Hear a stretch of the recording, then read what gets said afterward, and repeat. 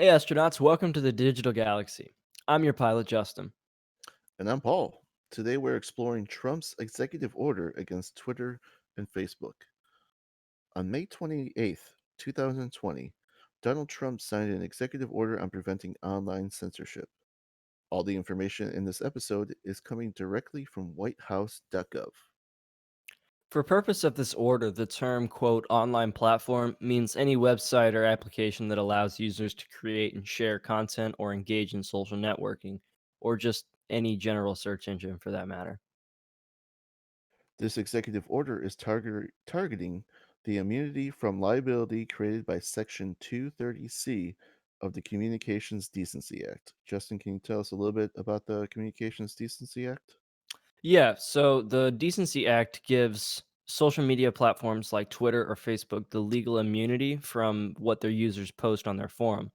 What this executive order is saying is that if you're infringing on people's First Amendment rights, then you probably shouldn't have this immunity because your platform's no longer free and open debate. So you're saying if someone posts something illegal, that Twitter or Facebook isn't technically liable for that post. Exactly. They wouldn't have any kind of legal action taken against them. Okay.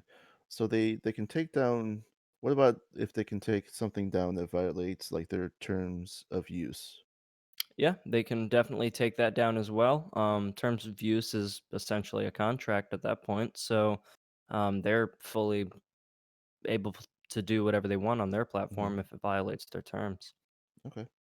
Well, as stated in Section 1, the main reason for this executive order is that, quote, we cannot allow a limited number of online platforms to handpick the speech that Americans may access and convey on the internet, end quote, because these platforms are, quote, ceasing their function of a passive bulletin board, end quote.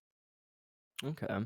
In Section 4, the executive order states in the Packingham versus North Carolina 2017 Supreme Court note, saying that, quote, social media sites are basically the public square and can provide perhaps the most powerful mechanism available to a private citizen to make his or her voice heard. And I completely agree with that because, nowadays, if you want to exercise your right of speech, for the most part, it's done on social media platforms. Yeah, you're going to take it online. Reddit is probably the greatest example of that. They do have user moderation, which I think has its positives, but there are definitely flaws because there can be some communities that can abuse that system, if you will. Definitely. In Section 4B, the order talks about how in May 2019, the White House launched a tech bias reporting tool to allow Americans to report online incidents of censorship. In just weeks, they received over 16,000 complaints. Unfortunately, we can't find the to date number due to the form no longer accepting responses. But I do see that was a lot. To me, that's a lot of complaints in a short amount of time. Definitely. I could definitely see a reporting tool for censorship being used a lot more in the future for sure. If they got 16,000 in just a few weeks, I'm sure they Hmm. saw that this is not some kind of small issue. Absolutely. And that being said, the executive order also asks for the attorney general to ensure that there are no state statutes to allow online platforms to, quote, engage in unfair or deceptive acts or practices. It also asks the attorney general to develop federal legislation that protects users online. So do you think that some of those social platforms would take it upon themselves to moderate some of that content or enforce their terms of use more strictly?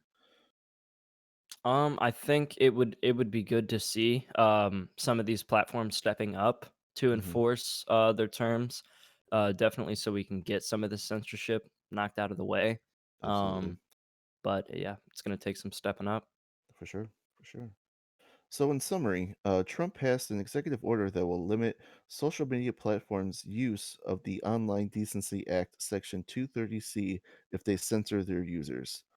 Also, federal legislation is being developed to further reinforce the actions of this executive order. Don't forget to subscribe to our channels on YouTube, Spotify, and iTunes. You can also find this episode in the written form with the links on our website, forestsocial.com/digitalgalaxypodcast. Thanks for coming along our journey, and we'll see you guys in the next one. Thank you.